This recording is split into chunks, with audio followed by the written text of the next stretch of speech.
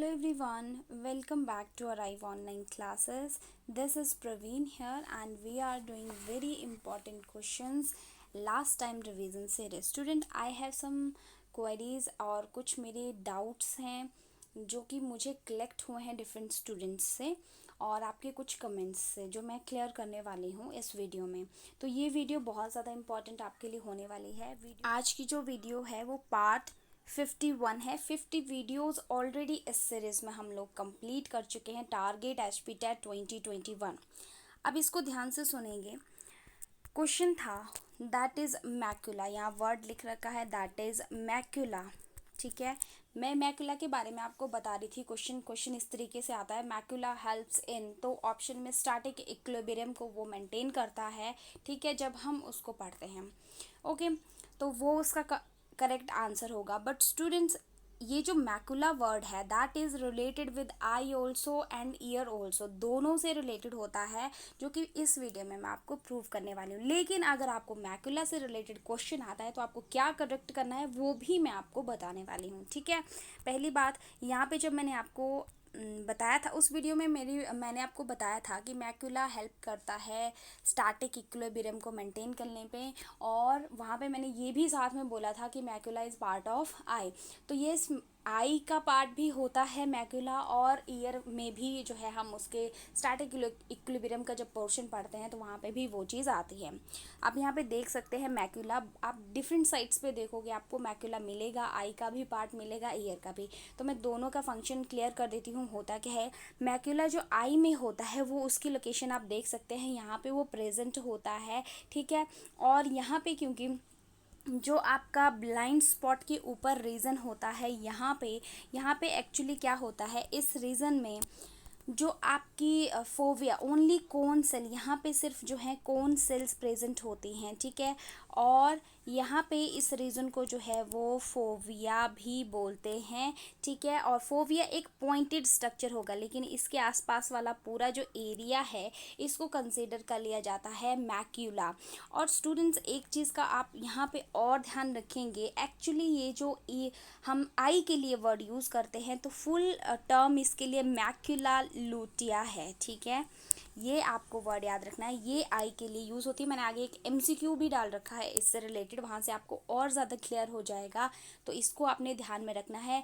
लेकिन मैक्यूला अगर आएगा सिंपली तो macula helps in static equilibrium, और जो मैक्यूला लूटिया है ये आएगा तो ये आई का पार्ट होता है। ठीक है, तो ये टर्म आप यहाँ पे क्लियर कर लेंगे जो मुझे आपको क्लियर करना था, राइट।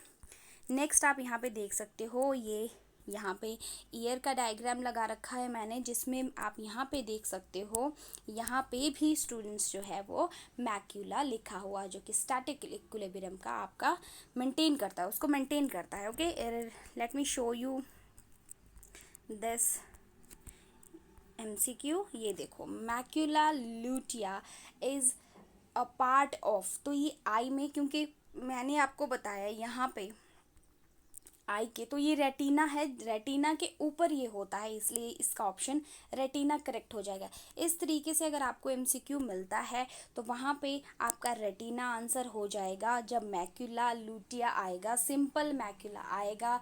वैसे वहाँ से क्वेश्चन यही रहता है, मोस्टली मैक्यूला हेल्प्स इन, तो स्टैटिक इक्विलिब्रियम वहाँ पे उसका आंसर हो जाएगा। आई होप कि अब आपको ये पॉइंट क्लियर हो गया हो। ठीक है, तो ये दोनों ही एमसीक्यू अलग हैं और दोनों का आंसर जो है अलग है, आप इसका ध्यान रखें। एक और चीज़ यहाँ पे, अभी रिसेंट मैंने लास्ट वीडियो जो डाला उसमें मैंने आपको इवोल्यूशन से 7th चैप्टर क्लास +2 से और 8th चैप्टर से, हम क्योंकि +2 की जो ये एनसीईआरटी है उसको कंप्लीट कर रहे हैं, तो उसमें 6th 7th लास्ट वीडियो में मैंने 8th और 7th किया हमने चैप्टर। उसमें 7th चैप्टर से इवोल्यूशन में मैंने आपको करवाया कि जो इराज हैं, एक्चुअली देखो यहाँ पे इस पिक्चर को ध्यान से आप देखेंगे तो इस पिक्चर में दे रखा है आपका, यहाँ पे क्लियर नहीं है थोड़ी इमेज, बट मैं आपको बता देती हूँ बोल के, आप मेरे वर्ड्स ध्यान से सुनेंगे। यहाँ पे ये फर्स्ट जो है, यहाँ पे लिख रखा है ये पेलियोजोइक एरा। ठीक है, ये पेलियोजोइक है, मीजोजोइक है और सीनोजोइक है, 3 एरा यहाँ पे देख रखे हैं। और इसके भी आगे जो है पार्ट्स हैं। ठीक है, जैसे ये जो 4 है ये इसमें फर्स्ट वाले में हैं, और ये जो हैं 3 हैं ये इसमें सेकंड वाले में है और थर्ड वाले में क्वाटरनरी एंड टर्शियरी ये आते हैं, ठीक है, यहाँ से आइडिया। लेकिन जो एनिमल वाला देके रखा हुआ है representation of evolutionary history of animals है, जहाँ पे वर्टिब्रेट्स की स्पेशली दे रखी है, जो मैंने यहाँ पे पिक लगाई हुई है, तो यहाँ पे आप देखेंगे डायनासोर को क्वेश्चन आ रखा था, ठीक है, ये देखो डायनासोर को क्वेश्चन था। तो यहाँ पे देखो ये कौन से जो है वो कौन से डायनासोर जो है कौन से ईरा में जो है प्रेजेंट है, आप देखिए ये जो है इन बिटवीन देखो टर्शरी, ये जो है किसका पार्ट आ जा रहा है, टर्शरी, ठीक है। और अब आप इसको ध्यान से देखिए क्योंकि यहाँ पे तो दिया नहीं है, उस पिक्चर में नहीं दिया है ईरा मेसोजोइक स्पेसिफिक करके। अब देखो जो टर्शरी है वो आप यहाँ देखो, टर्शरी जो है सिनोजोइक में आ जा रहा है, ठीक है। तो अकॉर्डिंग टू दिस पिक्चर जो है हमारा आंसर सिनोजोइक हो रहा है। बट मैंने इसको बहुत सारी साइट पे, क्योंकि मुझे कमेंट आया पिछले वीडियो पे, तो मैंने बहुत सारी साइट्स पे इसको सर्च किया और देखा तो मैक्सिमम साइट पे मेसोजोइक ईरा ही इसका आंसर आ रहा था। और HP टैट ने भी ये क्वेश्चन जब डाला हुआ था तो उसका आंसर मेसोजोइक ईरा करा है। तो आपने इसका आंसर मेसोजोइक ईरा ही करना है। मैंने यह इसका MCQ भी आई थिंक लगा रखा है, let me show you 1 second. नहीं, इसका MCQ नहीं अवेलेबल है, तो आपने इसका आंसर मेसोजोइक ईरा ही करना है, ठीक है। मैक्सिमम साइट पे इसका आंसर जो है मेसोजोइक ईरा है। तो डायनासोर जो है वो आपने मेसोजोइक ईरा में ही उसका आंसर लगाना है। वैसे NCERT में स्पेसिफाई नहीं किया हुआ है, तो जिसकी वजह से ये क्वेश्चन थोड़ा सा कन्फ्यूज़न क्रिएट करता है, राइट। अब मैंने आपको क्लियर कर दिया कि आपने इसका मेसोजोइक ईरा ही आंसर करना है, ठीक है। नेक्स्ट जो है मैंने यहाँ पे क्या क्वेरी लगाई है, ओके ये बता दिया मैक्यूला, और ये भी क्लियर हो गया, ठीक है। ये मैंने एक कटिंग लगा रखी थी इसमें गूगल की विकीपीडिया की, जिसमें जो मैक्यूला है मैक्यूला ल्यूटिया, वही आपको क्लियर करने के लिए ये कटिंग आपको लगाई थी, ठीक है। ओके नेक्स्ट इज़ यस, एक ये मेरे पास क्वेश्चन आया था, मैंने अभी उसी वीडियो में एक आपको करवाया था क्वेश्चन अबाउट जेनेटिक कोड।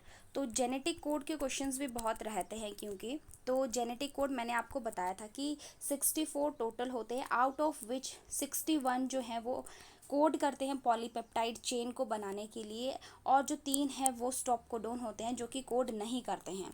और मैंने बताया था कि आपको इनिशिएशन कोडोन याद रखना है, that is AUG, that is methionine के लिए ये कोड करता है। लेकिन देखो क्वेश्चन एक ये अराइज होता है, GUG specific amino acid that is valine, ये वेलिन के लिए कोड करता है। However when functioning as initiation codon it is specific, ठीक है, इट स्पेसिफाइज। देखो वेलिन जो है ये भी, यहाँ से पहली बात क्लियर होता है कि वेलिन भी GUG जो है ये कोडोन कोड करता है, इनिशिएशन कोडोन इसको हम कंसिडर करते हैं, लेकिन बहुत ज़्यादा रेयरली, क्योंकि मोस्टली जो है आपका जो मिथ्योनिन है that is AUG initiation codon वही एक्ट करता है, लेकिन ये भी जो है रेयरली जो है एक्ट करता है आपका इनिशिएशन कोडोन, ठीक है। बट आपको अगर क्वेश्चन आएगा इनिशिएशन कोडोन इज, तो वहाँ पे आपने आंसर वही करना है AUG, क्योंकि मोस्टली HP टैट यही क्वेश्चन आपको देता है। अगर मैं आपको बताऊँ कि क्वेश्चन कैसे रहता है HP टैट में, तो देखो ऑप्शंस में इसने HP टैट ने दे रखा होता है AUG एक ऑप्शन में, फिर जो है GUA और UAA एंड UAG, तो ये तीनों ही स्टॉप कोडोन होते हैं, और ये जो है एक इनिशिएशन कोडोन होता है। यूजुअली मैक्सिमम एग्जाम में GUG को ऑप्शन में देते ही नहीं है, क्योंकि हर लेवल पे जब आप डिटेल में, जैसे आप MPhil कर रहे हैं, PhD कर रहे हैं, उस लेवल पे इतना डिटेल में, जो जैसे आपके नेट का एग्ज़ाम होता है उसमें इतना डिटेल जो है वो पूछते हैं। वैसे GUG, ठीक है, आप वैसे आपकी नॉलेज के लिए आपको पता होना चाहिए कि ये वेलिन के लिए कोड करता है, और बहुत रेयरली ये भी एक्ट करता है इनिशिएशन कोडोन, ठीक है। लेकिन आपको जो है ये क्वेश्चन वेलिन वाला नहीं अभी तक कभी भी रिपीट हुआ है, और ना ही वेलिन वाला ऑप्शन में इन्होंने डाला हुआ है, तो ये कन्फ्यूज़न जो है आपको अभी HP टैट के लिए नहीं आया। फिर भी मैंने आपको क्लेरिफाई कर दिया, क्योंकि एक स्टूडेंट का मुझे ये क्वेरी आया था, ठीक है। नेक्स्ट इज़ ये क्वेश्चन, यहाँ से रहता है एक क्वेश्चन कि क्वेश्चन था sweet potato is homologous to, ठीक है।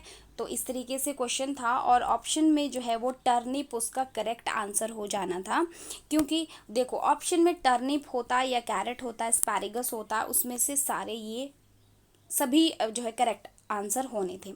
यहाँ पे ध्यान रखना है आपने, जो ये चारों जो है यहाँ पे दिए हुए हैं, ये सारी की सारी मॉडिफाइड रूट्स हैं, ठीक है, और स्टोरेज का काम करती है, इसलिए एक दूसरे के होमोलोगस हैं, ठीक है। और ये निमेटोफोर वाला आप डायग्राम मैंने आपको करवाया था क्वेश्चन की, निमेटोफोर जो है वो रहीजोफोरा में है, जो कि आपकी हेल्प करती हैं रेस्पिरेशन में, ठीक है, अपवर्ड ग्रो करती हैं ये रूट्स, मॉडिफाइड होती हैं। इसी तरीके का क्वेश्चन यहाँ से भी बन सकता है। इस तरीके से देखो कि ये जो जिमीकंद है, पोटैटो है और जिंजर है, ये मॉडिफाइड स्टेम्स हैं। पहली बात आपको याद रखना है कि ये मॉडिफाइड स्टेम्स हैं, और ये भी क्या कर सकते हैं, ये भी एक दूसरे के होमोलोगस होती है, ठीक है। ओके, नेक्स्ट यहाँ से क्वेश्चन, ये मैंने कटिंग्स लगाई हैं डिफरेंट डिफरेंट जगह से, तो बहुत इंपॉर्टेंट है, यहाँ से क्वेश्चन जो है हमेशा रहते हैं। यहाँ पे जो है आप देख सकते हैं कि ओवरी की पोजीशन अलग है, इसकी इस डायग्राम में अलग है, इसमें अलग है, और इसमें जो है अलग है। तो यहाँ से क्वेश्चन रहता है कि जो क्वेश्चन कैसे रहेगा, if the ovary is superior in position, ठीक है, सुपीरियर मतलब सबसे टॉप पे है और सारे फ्लोरल पार्ट्स जो है नीचे से अराइज कर रहे हैं ओवरी के नीचे से, ऐसी ओवरी को हम क्या कहते हैं, तो वो होती है आपकी हाइपोगाइनस ओवरी। यहाँ पे दे भी रखा है हाइपोगाइनस ओवरी। अगर जो है ओवरी इन्फीरियर है, सारे फ्लोरल पार्ट्स ऊपर से अराइज कर रहे हैं, इन्फीरियर है, और तो वो ओवरी क्या हो जाएगी, वो हो जाएगी आपकी क्या, पेरीगाइनस, ठीक है। देखो ये दोनों ही पेरीगाइनस के डायग्राम हैं, दोनों ही ओवरी नीचे है और फ्लोरल पार्ट्स ऊपर से अराइज कर रहे हैं, ठीक है। और तीसरा आ जाता है कि बिल्कुल ओवरी जो है एकदम जो है क्लोज्ड है, आप देख सकते हैं एकदम क्लोज्ड हो गई है, और बिल्कुल टॉप से जो है वो क्या निकल रहे हैं, फ्लोरल पार्ट्स निकल रहे हैं।